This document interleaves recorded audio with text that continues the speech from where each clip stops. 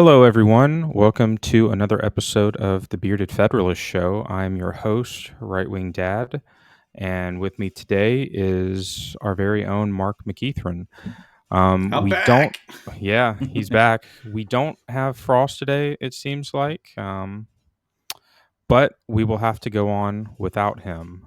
So last week we talked about the cabinet picks that Trump had selected.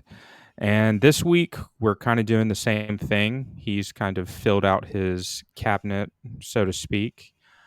There's been a few changes, and we'll get to that. But we're going to go ahead and get started because I think I have like 10 people listed that we're going to talk about. So hopefully, we can get through all of those today. So, um, without further ado, here we go. So, our first pick that Trump did is the Department of Treasury. And so he picked Scott Bessent. Now, he nominated him as his Treasury Secretary, but Trump also went on to say, Scott has long been a strong advocate for the American First agenda. On the eve of our great country's 250th anniversary, he will help me usher in a new golden age for the United States as we fortify our position as the world's leading economy, center of innovation and entrepreneurialism, and destination for capital. Now, Besant is 62-year-old Yale alum. He founded Key Square Capital Management in 2015, and he supported Trump's economic policy of deregulation. Um, and, there's a lot more, but one of the big things that people are not liking about him is that he's a Soros guy. He's a Soros Um, guy. I forgot what exactly his role is, but he's like the chief financial something for the Soros Foundation. Yes. Yep. And he was still, right up until, Chief um, investment officer. yep. So right up until being appointed or nominated, at least, he was on staff there. That's what his job was. And that firm that he started up, you mentioned, was started up with a $2 billion investment from Soros himself. Um, this guy is very much a Soros guy. Now, a lot of the people are talking that they don't share an ideology, um, which I have a hard time grasping. One, it's hard to make an argument because the ideology that Bissent has not been really shared that much, other than he supports Trump on various things. Um, but I don't for a second believe Soros is going to have in his orbit at the top of his organization somebody that doesn't have a similar worldview. Yeah. Um, and so Because if it's it's just about investing money, you can find someone that can invest money well yes, and, agree with you. yep. But I think the biggest issue I'm hearing from the money people on the right with him is he's a big proponent of the modern monetary theory, MMT. Um, and for people that are not familiar with that, I was not until people started talking about this and started looking at it. Um, you all know my background is our founding and our legal system. I am not a money guy, but I lean on those who are, and so they pointed me to several articles on what this theory is, and so this is something he pushes and is a big proponent of. But the concept of MMT is basically a government does not run like your house. So the budget, the way you run your finances for a government, it's not the same as the way you run it for your house. So being in debt doesn't matter. Having deficit doesn't matter. A matter of fact, those are seen as good things in MMT, because unlike your house, their argument is, they call it fiat currency issuance. Basically, the government can print more money. So if we go into debt for anything, that's okay. We'll just print more. And everyone can recognize the issue right off the bat with that. It's just it dilutes the dollar and runs right into more inflation. Um, they don't believe that you should have a balanced budget. They actually see that as a problem. Instead, they want to focus on uh, full employment and stability. Now, well, the problem is you don't get a lot of stability when you weaken the dollar. Um, and this is it gets even worse because they recognize that, okay, creating money can go ahead and weaken the dollar, and we get these deficits and debts. So their solution for MMT is, if inflation rises from excessive spending, they advocate for using taxation to cool down the economy. So raising more taxes, um, and so it's just doubling down. One, we're going to dilute the dollar. Two, we're going to raise more taxes. So we're going to keep growing this government with this treasury guy here. Um, they also are a big proponent. Now, I don't believe he is specifically with this thing, but I don't know. We just don't know. But one of the big things they are for is that, um, they really push government jobs. They want people on the government paycheck. And so they are big proponents of growing the size of government themselves. And one Well, of the that I best ways to mean, manage. again, we don't know because as Doge is being put in place and Trump wanting to, you know, essentially cut the government, I don't see that as happening. I'm hoping that it's just going to be one of those cabinet picks where we really just forget that they are there. But again, it's Treasury, so that's kind of a harder one to So forget one about. of yep, but one of the reasons Trump really wanted this guy, he was looking for people that supported his approach using tariffs, right? Yeah. Um, and he is uh, less pro tariff than a few of the other names that Trump was floating around, but he's still very much in favor of them and wants to use them. And that's problematic as well, um, on a number of Yeah, levels I there. mean, I think it's interesting because, you know, Trump has had quite a few good picks, I would say, Hmm. but he's had a lot of mid level picks and then some that are just god awful. Yeah. Um, but yeah, honestly, you know, god awful, I'm kind of bringing that up next. We're actually going to go into that because I feel like we're going to spend a lot of time on this particular one. And that one is Dr. Jeanette Nesh. I can't even pronounce it, to be Yeah, I honest. can't do her name either. But she is going to be Surgeon General. I mean, Yeah. obviously, she's accomplished as a doctor, but there's a few things that I don't particularly care for. Um, in Trump's statement, he says, she's a fierce advocate and strong communicator for preventive medicine and public health. She's committed to ensuring that Americans have access to affordable, quality health care and believes in empowering individuals to take charge of their own health to live longer, healthier lives.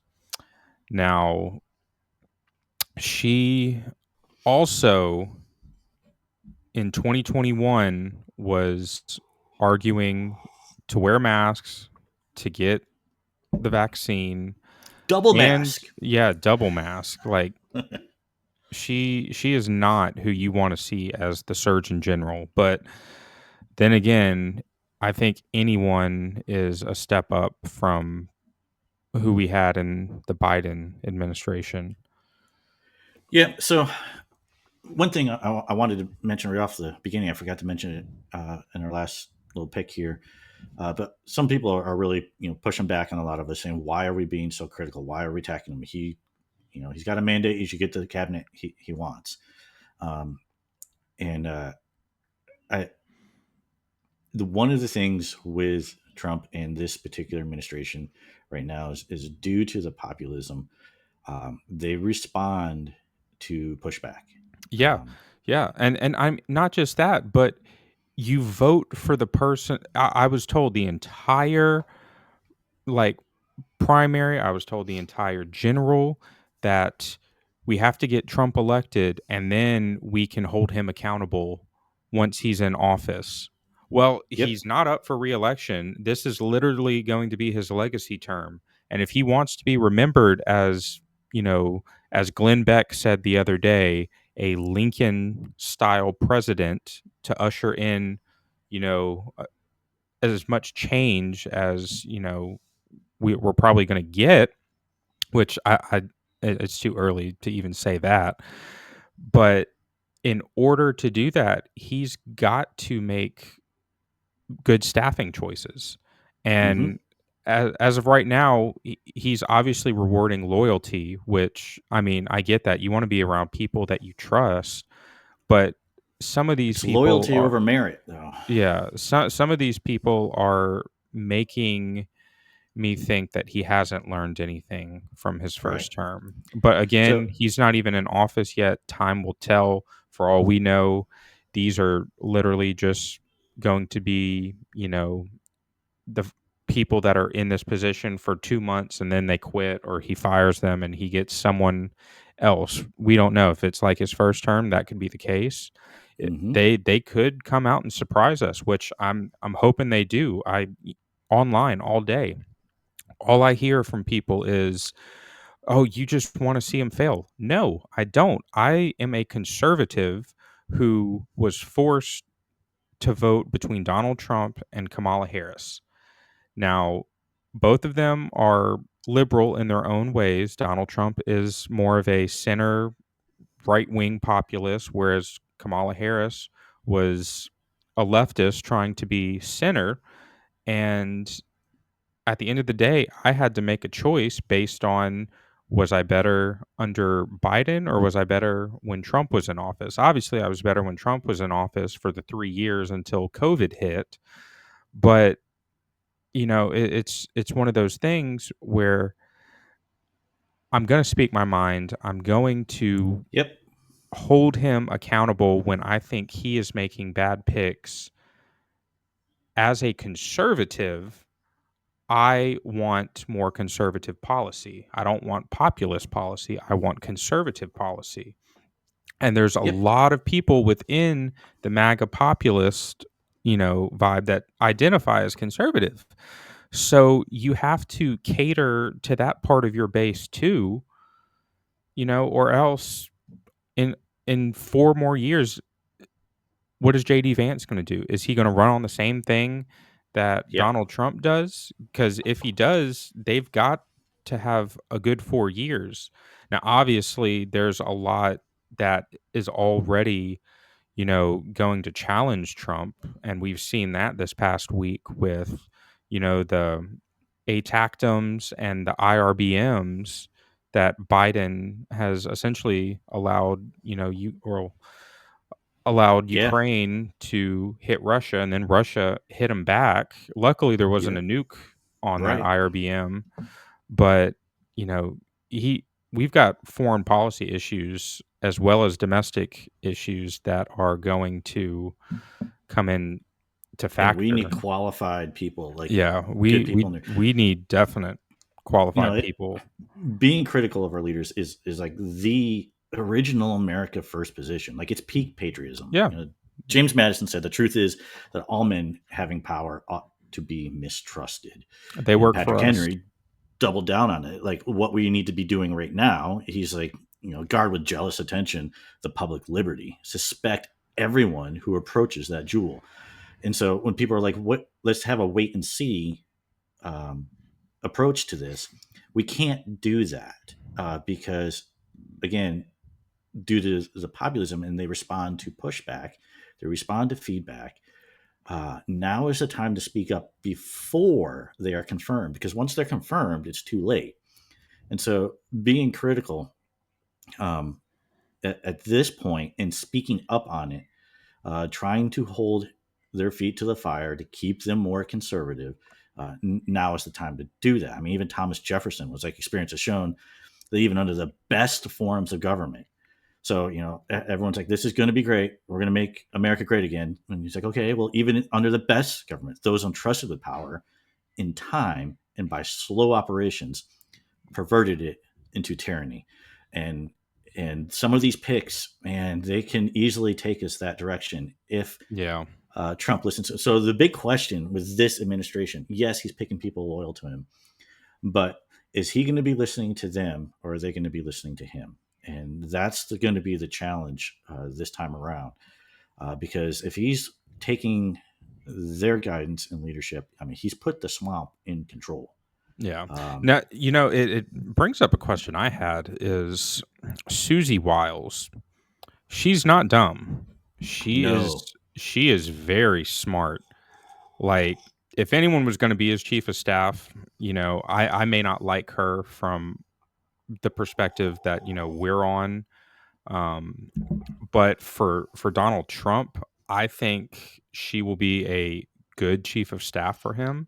And I'm really hoping that she means what she says when not going to let, just people come in and, you know, into the White House. I forgot her exact words, but I'm really hoping that she keeps not, well, kind of like, she's a taskmaster. yeah, Master, she yeah, really is.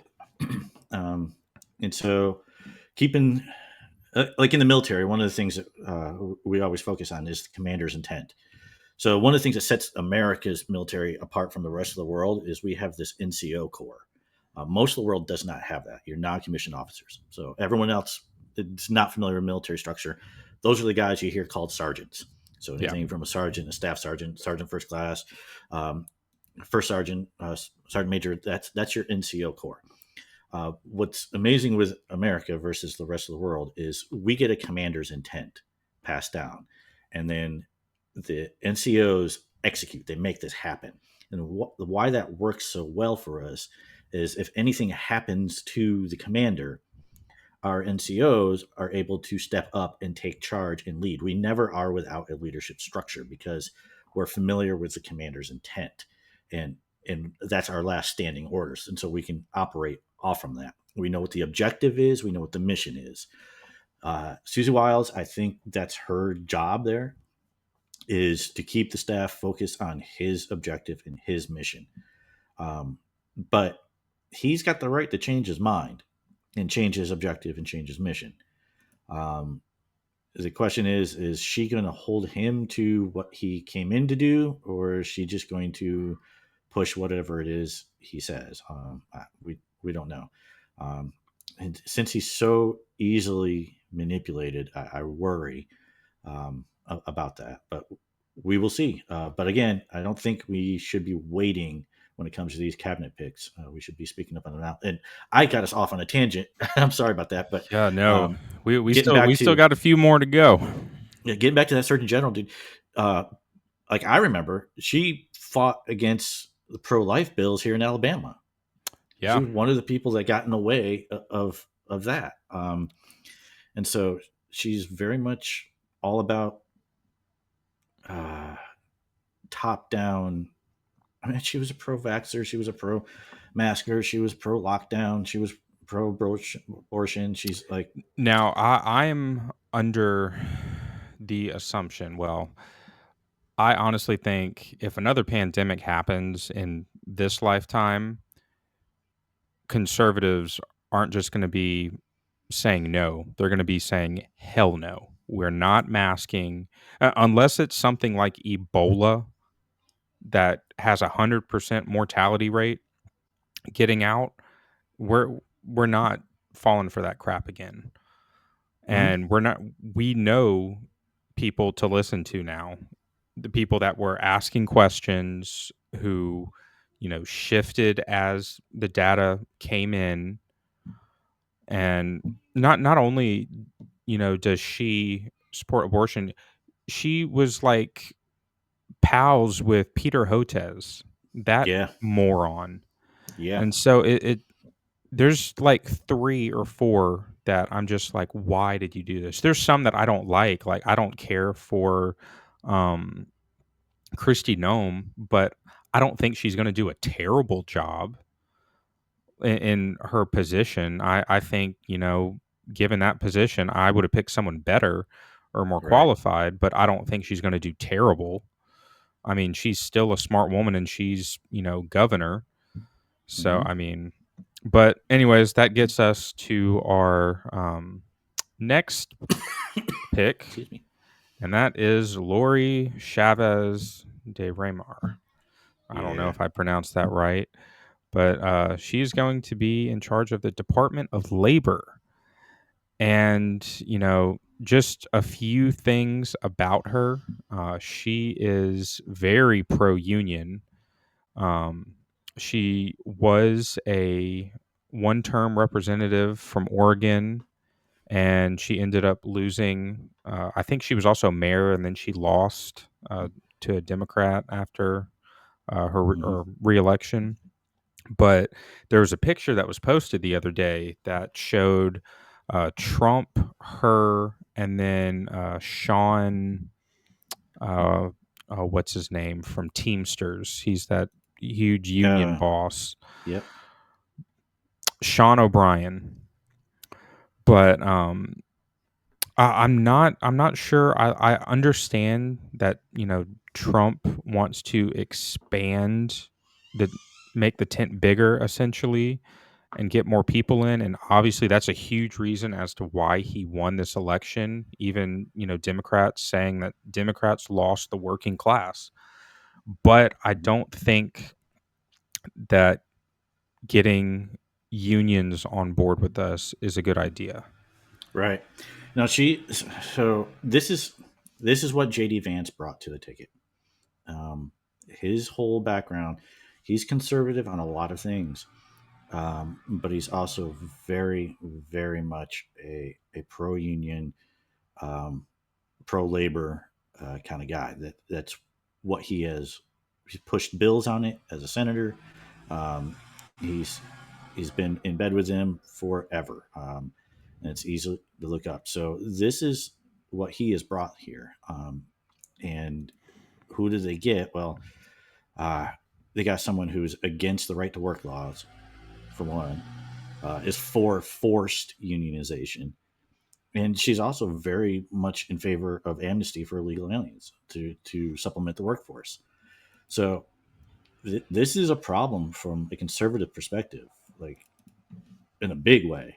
Um, but this is what Vance brings, this whole pro union sector, and now we can we can have labor people that honestly what he should have done, and maybe if we're lucky, the influence of the the Doge can really push to have this whole department shut down.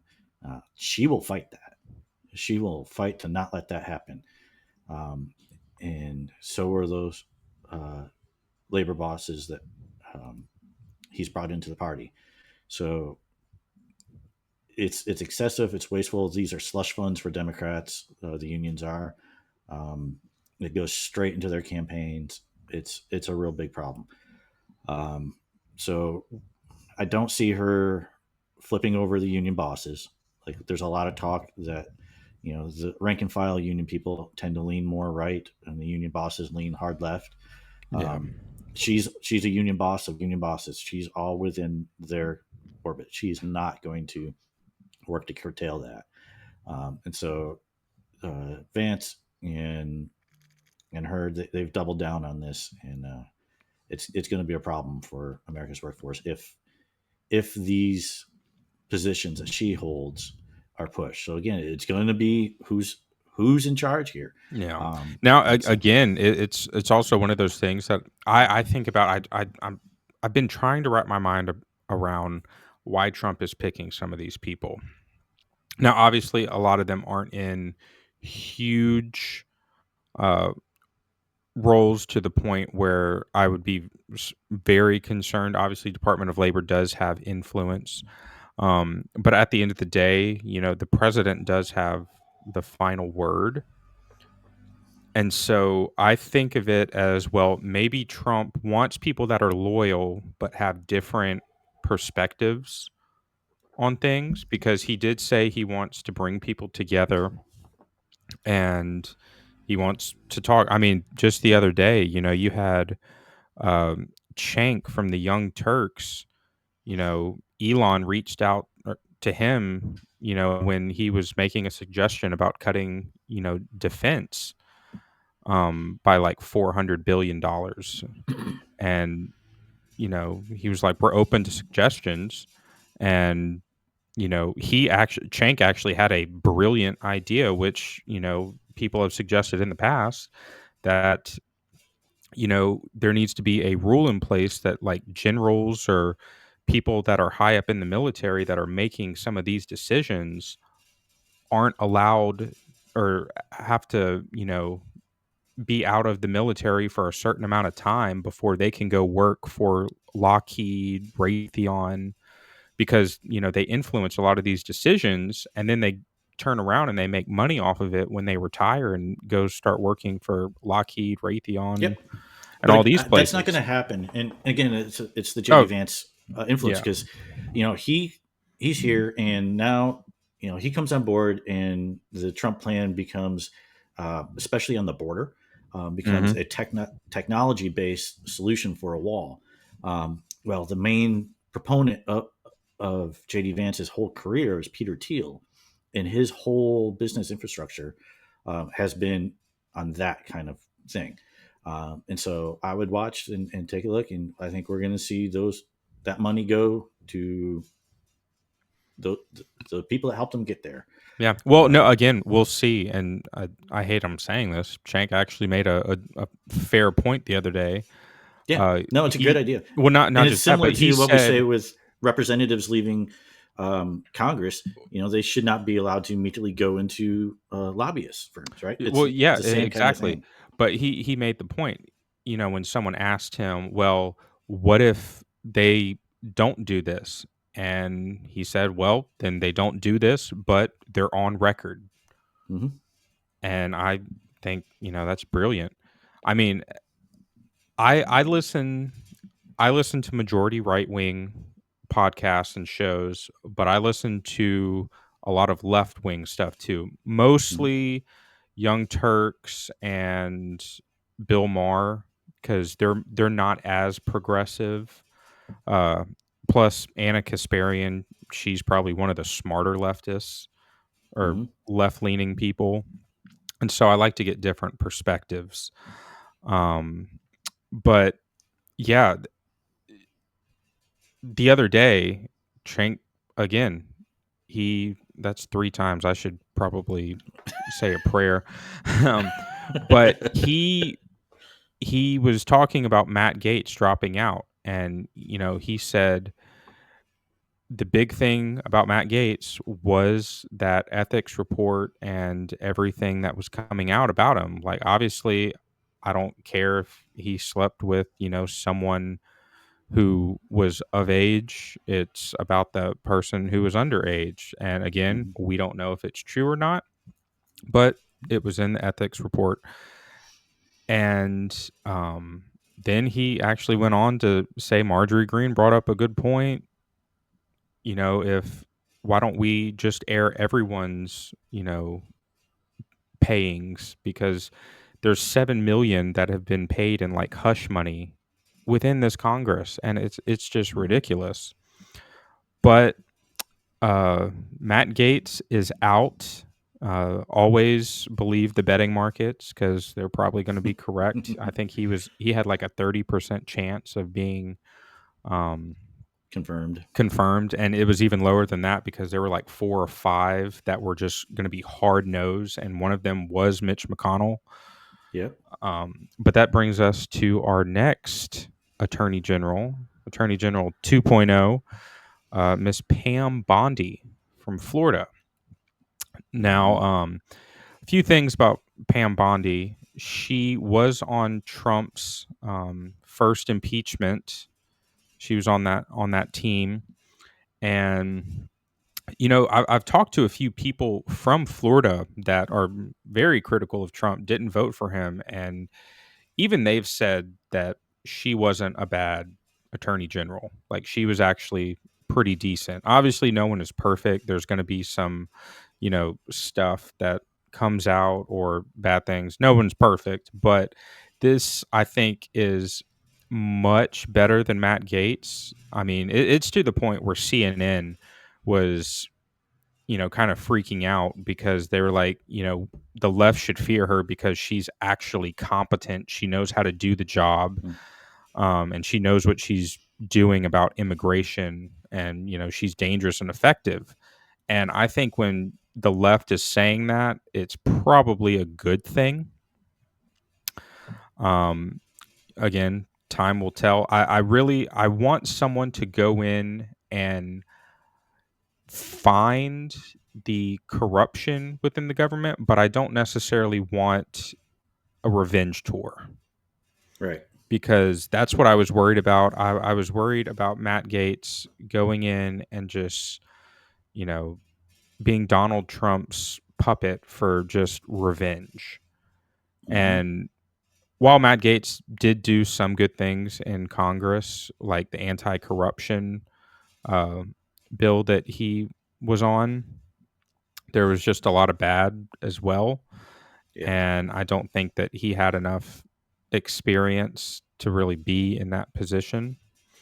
I mean, he was willing to Um, blow up the place just to save himself, and that's that's yeah, problematic. well, he's now he's doing cameo Yeah.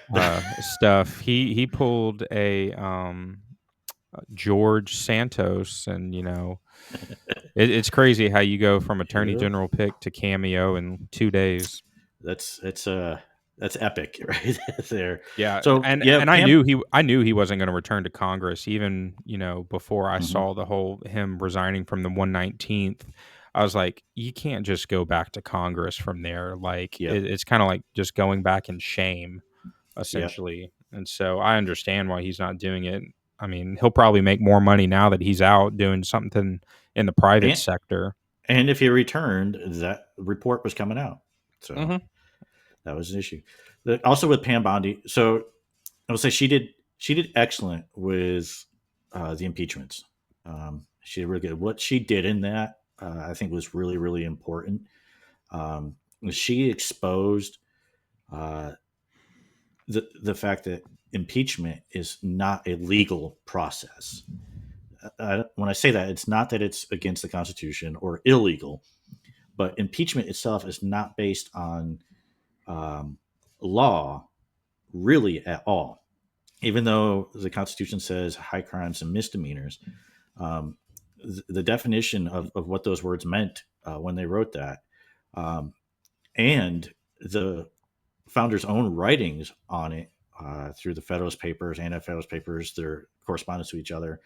Um, Jerry Nadler at the time was forced to make it clear. He's like, he doesn't have to break the law for us to impeach him. And so what she did is she exposed just how low the bar is for impeachment. You don't need actual laws broken. Um, and so the problem with that, and one thing I was grateful for in pointing out, is because of that, now anytime we have a president with an opposition uh, party in the House, it does not matter uh, anything. They can go ahead and file for impeachment. We saw Marjorie Taylor Greene do it several times with Biden. Let's go ahead and push that. But it lowered the bar, it brought it way down. So you don't need any issue there. So she exposed that. Creates a constitutional crisis because the people vote for a president, but the House can go ahead and overrule the vote of the people. Yeah. That's a real problem. But the biggest thing I have with her is she's the last component of a trifecta that really concerns me. Um, a lot of people probably don't know this. One of the things that drove me into studying our founding, studying the Constitution, studying stuff like that. Um, One was my faith in learning to defend it, but the other uh, was self defense. Was learning about how we preserve our right to be who you are and to be free. And that all for me, that all comes down to the Second Amendment. Like, I don't think we have a constitution. I don't think we have any other amendments. I don't think we have liberty whatsoever without that. Um, and she represents the third peg of a real issue in the legal process. Uh, with John Thune as the Senate majority leader and Trump as the president and her as the AG, now we have the person who can write the bills, the person who can sign the bills, and the person who can enforce the bills. And all three of these people are for red flags and other gun laws. Um, and so, from a Second Amendment perspective, this is very concerning for me. She pushed that hard in Florida. She pushed it hard. She was sitting with Trump in that session where he was pushing the Feinstein bill, and she was Yeah. making the arguments for it. So she was leading that charge in a big way. Um, and so, yeah, I've got big concerns there. I would like to see, just because that for me, that's that's the foundation of all of our system is our individual liberty, and that can only be secured by the fundamental natural right of self defense. Um, and she represents a threat to that. So that's problematic for me. What she can do with the other stuff sounds good, but Yeah. that's a big issue for me. Yeah. And I mean, maybe, someone on the Republican side of the Senate will bring up that concern. If I were to guess, it'd probably be someone like Rand Paul or uh, someone with a backbone. Right. But there's a few that we're going to kind of fly by just because they're decent picks and they're not too terrible. Plus, there's like, let's see, the last, I think, three or four are going to be big ones to talk about. But FDA, we've got Dr. Marty McCary. Uh, Mm-hmm. I've actually heard pretty decent things about this guy. I don't know too much about him, uh, but he is going to be working with RFK, and he's going to be getting help getting some of the chemicals out of food that are harmful. And so he's good in my book, unless something else comes up. Obviously, all of these picks, um, I haven't done too much research, but yeah. What do you think? Yep. So he's one of the ones I it just came out like yesterday or Yeah, late yesterday, and so I have not had a chance to really review him. He's not a name I'm familiar with, um, and so I really don't have a lot to contribute as far as that. I will say one of the things that does concern me a little bit, and this will probably cause a big conversation in our comments and whatnot, but the focus on the chemicals, I think that needs to happen uh, in our food. I think that needs to be addressed. I think it needs to happen. I think it's a legitimate issue. But I don't think that is necessarily the peak health issue, if that makes sense. no, Um, no, not at I, all. But I, it's a very underlying issue because there's so many things that, for instance, red dye 40. mhm, You've got red dye, you've got high fructose corn syrup. All of this mhm. stuff leads to other health issues. Yeah. And Yep. so again, it's one of those things where you have an entire department. And so obviously it's a focus, but you've got to do other things as I would well. like to see them emphasize choices.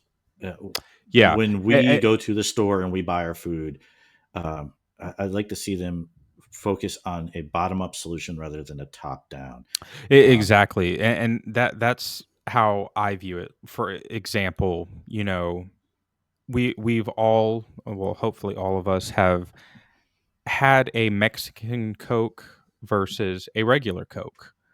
Yep. One uses cane sugar, the other one uses high fructose corn syrup. I Yep. personally prefer the Mexican Coke.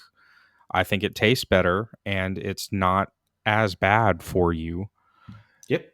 And I think people should be given that choice. Obviously, I'm not for banning things unless they're like actually extremely, toxic Mm-hmm. um, to people. But I think people should be given that choice. And if say Coke has to make another factory and they just have something with cane sugar, it makes their profit go up. Mm-hmm. And so it is what it is there. Let's see. Next, Office of Management and Budget. We got Russell Vaught. I honestly never heard of the guy. So me neither. And this is going to be an important one. I think we will definitely have to talk about this one next week because Oh, this wait. is the original Doge office. Like this office is designed to actually address fraud, waste, and abuse. Um, And he served as the vice president of Heritage Action for America. And that's if you hopeful. guys don't know who they are the think tank behind Project 2025. Yep. Yep. So, Yep. That's hopeful. But this is a very important office. This is the office that will give muscle to the, the Department of Government Efficiency. Um, it's going to be crucial.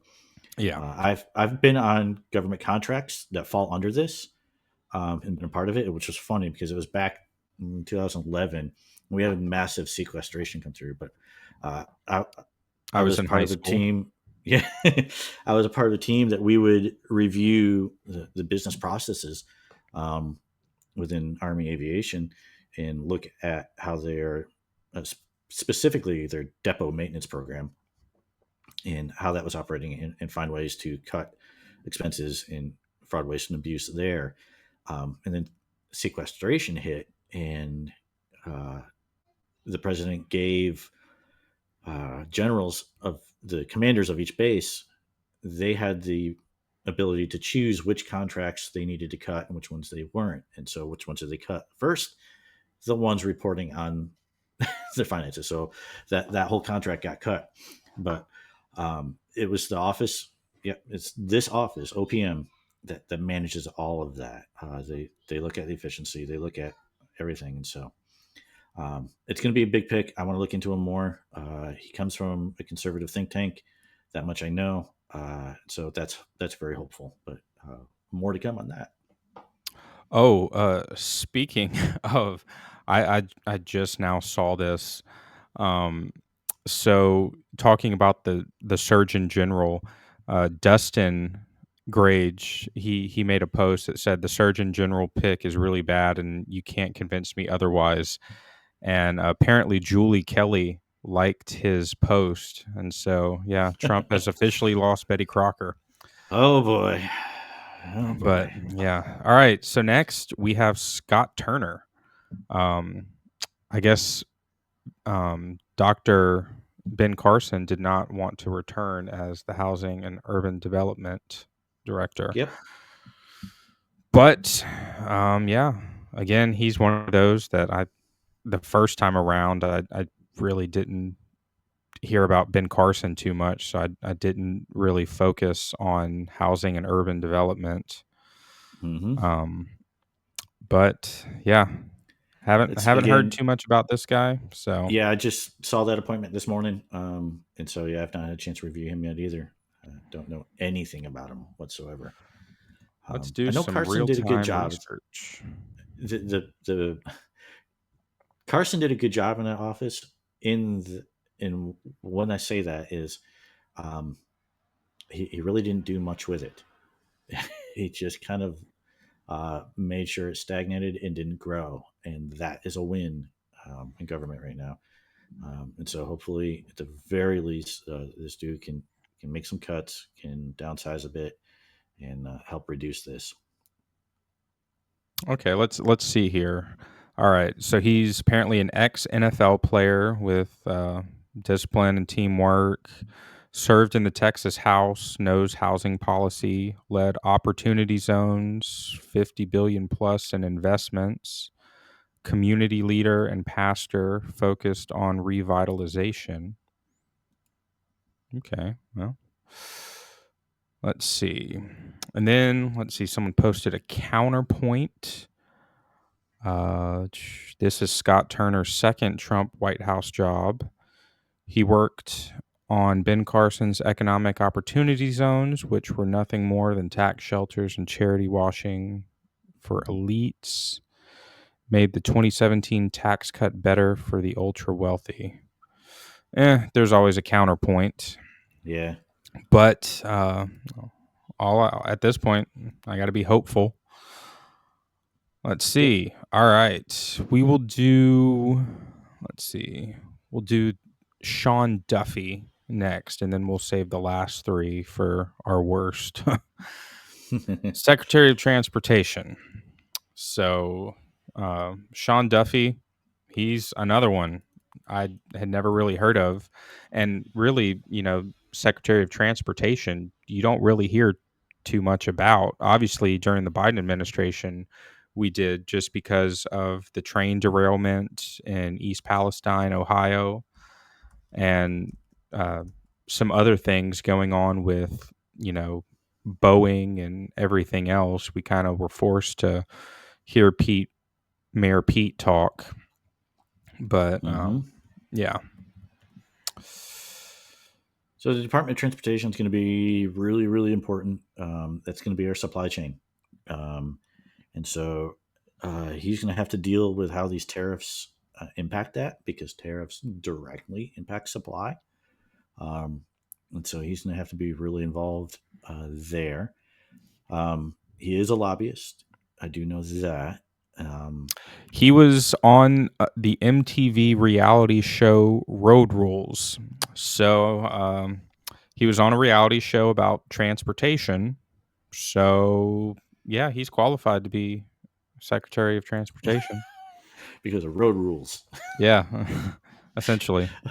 So yeah, this is the reality TV administration right now. it's Mm. uh, it's Ratings are up. right, right. Oh man. But so this brings me to our next one. Linda Mahone, Secretary of Education.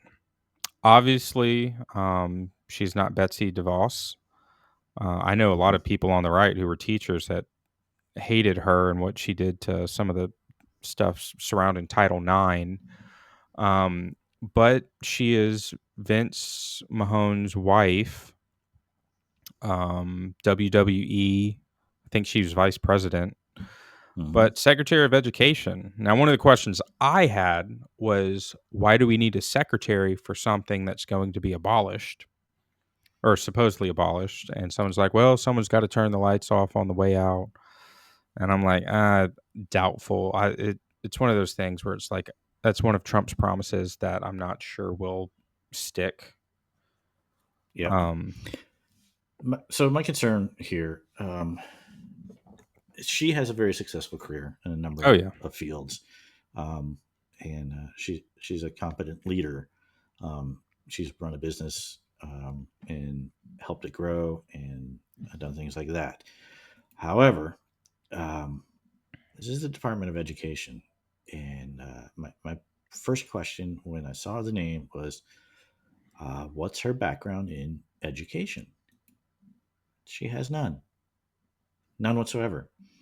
So again, this is going back to Trump not select. Oh, and one other thing.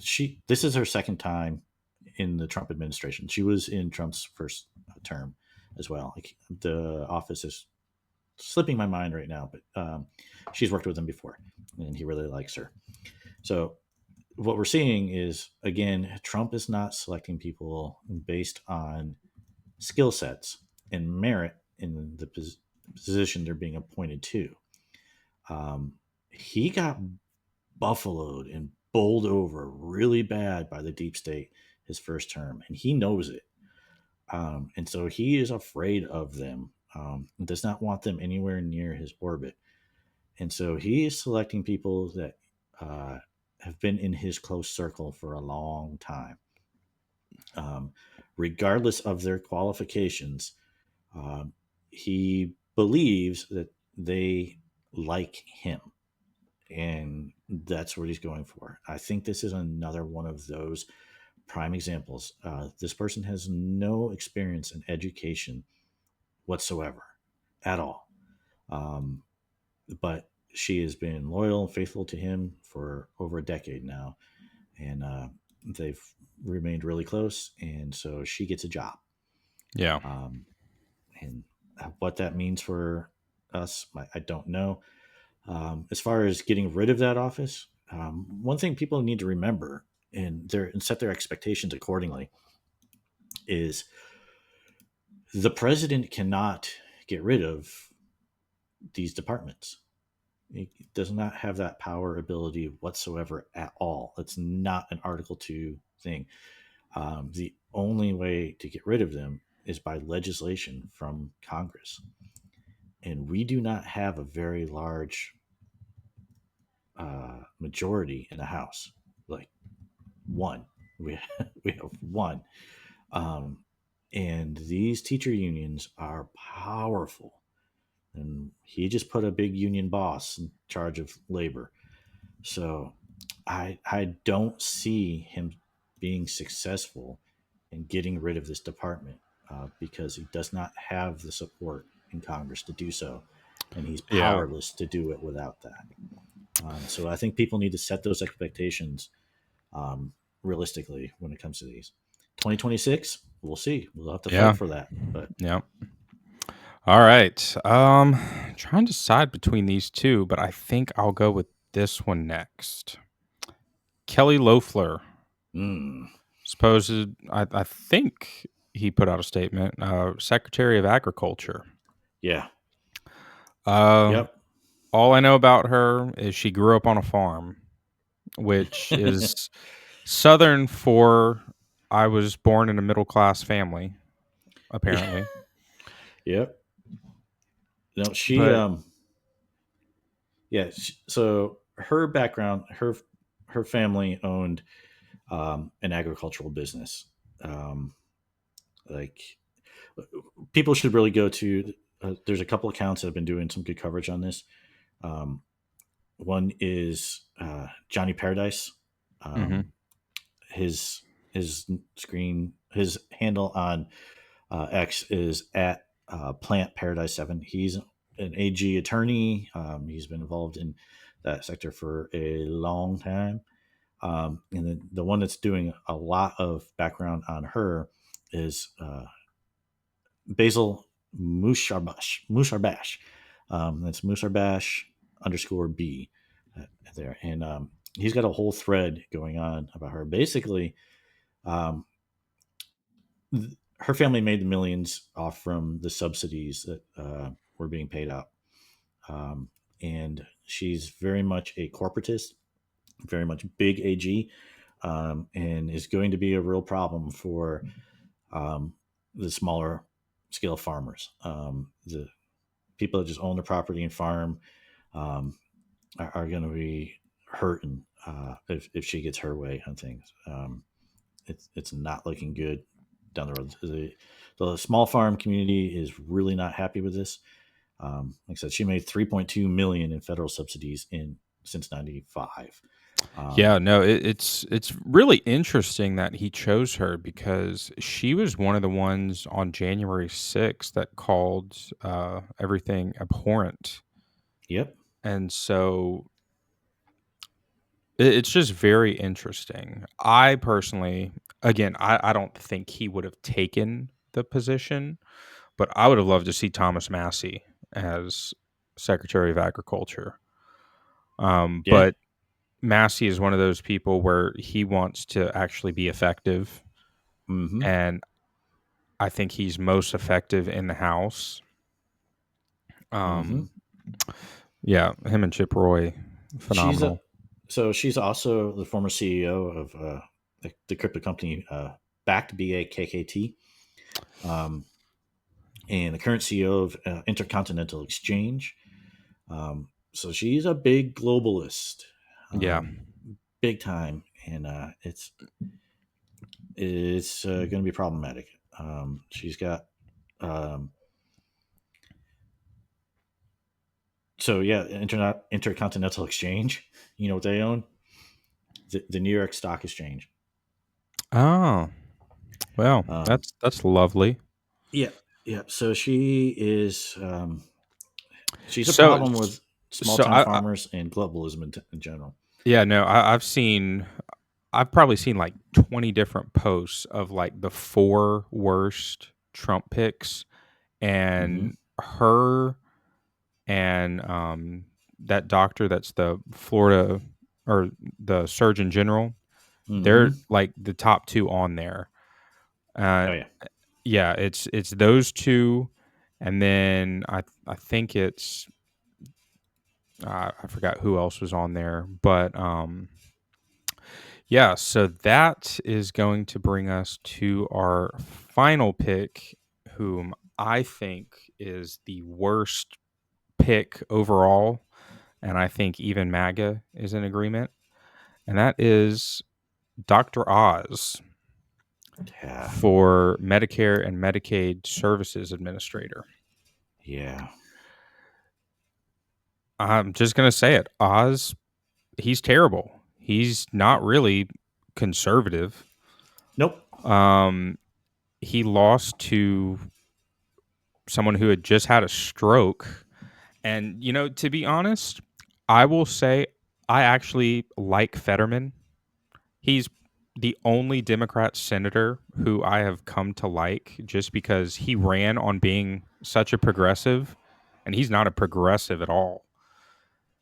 And Mm-hmm. he actually, other than, his apparel and wearing Carhartt everywhere, he's pretty honest about things, whether it's troll, he's very pro Israel. So he's like one of the only sane Democrats that is on that level. And so I think he is actually better for Pennsylvania than Mehmet Oz would have been. And Yep. I know I'm probably not the only person that thinks that out of Yep. those two choices. But Dr. Oz is also he supported gender mutilation, did he not? Yes. Yeah, that is a huge no, and I am hoping if anyone does not make it through confirmation, it is him because Yep. I just don't like him. He Don't wanted like his those show. COVID passports. He wants tracking and medical stuff. Like he's a problem Yeah, for everything that big government and privacy and just yeah, it's a real issue there. So Zach, who is so far? Who is your favorite pick of Trump's? Oh, Tom Homan by Easy. far. Yep. Same with me. Yeah. Same with me. It's really no contest. Like obviously there's a few that are good. I would have to actually go and look up because there's been so many. Let's see. Trump's cabinet. Trying to see if I can just find a list. Everyone wants to just go into detail. Let's Mm-hmm. see. Honestly, I kind of do like RFK as HHS health secretary. We'll see where that goes. Definitely Tom Homan. I'm trying to think. Is there anyone else that I'm really like crazy about? Uh, Lee Zeldin is really good. It's not a bad one. Mike It, Huckabee, ambassador to Israel. it's He's not very bad. I think we yeah could have he's done better there. yeah But no, I think he'll do fine. I think he'll do great. Actually, better than yeah. fine. He'll do great. I think Um, Stephen Miller as his deputy chief of staff will do decent. yeah, probably. Let's see. Oh, and uh, it, I think Caroline Levitt will do really good as press secretary. I personally would have liked to see Scott Jennings. Yeah. That man is just a beast at Yep. destroying liberals And and just staying calm. But Caroline, she's 27. She's the youngest White House press secretary. Any interview I've ever seen with her, even when I'm wasn't Trump's biggest fan, she mhm, always spoke, you know, very gracefully, and she did a phenomenal job as his campaign spokesperson. So I think she'll do good. But his best pick so far is Tom Homan. I think he's going to be the most yeah. effective. And legally speaking, he can do everything that he's promising under So under yeah, the Constitution and the law. So my only concern with him, the only concern I have with where he's placed, though, is he answers to Noam, yeah, and yep. she's squishy on this stuff, and so I, I'm I'm if I'm Trump tells her to really leave him alone, then we can get some good there. Yeah, absolutely. And I think social media plays a huge part in that because if he were to come out saying, I want to do this, but she doesn't want to do this, then suddenly Noam getting bad press, she doesn't like bad press. Right. And so I think she's going to allow that because if he does a good job, she looks better. And Mm-hmm. so Christy Noam is very much, about looking good. Um, Mm-hmm. But yeah, and I mean, if he has to come and say, the dogs are coming in, the dogs are coming in, then that's what he's got to do. But I think he will do a phenomenal job getting the job done, Yep. deporting illegals. Um, Yep. but yeah, we have covered last week and this week. We have covered all of his major um, Yep. cabinet picks, and there's a few more that I think are going to be announced. We're still waiting on FBI director. Everyone is kind of hoping for Cash Patel, but Mm-hmm. the rumors that I've heard thus far is it's going to be Mike Rogers and Mm. Cash is going to be the deputy director. I'm kind of hoping that's not the case because Yeah. that'll make a lot of people upset. Yep. Rightfully so. I also heard a rumor that Dan Bongino might be director of the Secret Service. I don't know if Dan will give up his show. I don't That know if he would do it. or just put it on Like, hold. Just put it on hold for 4 years. I don't know if it will work that way. Once someone else gets in there, fills that role, and starts getting an audience, I'm not sure that the radio stations like Cumulus and so on, I'm not sure they'll just, oh, you can have your job back. If they Yeah, have someone that becomes a star, um, yeah, I don't know. He might feel that he can do more good with a microphone than he can in the scenes, but yeah. Time will don't know. tell. I wanted to just before we wrap up, I wanted to plug a project I got coming up under the Bearded Federalists umbrella.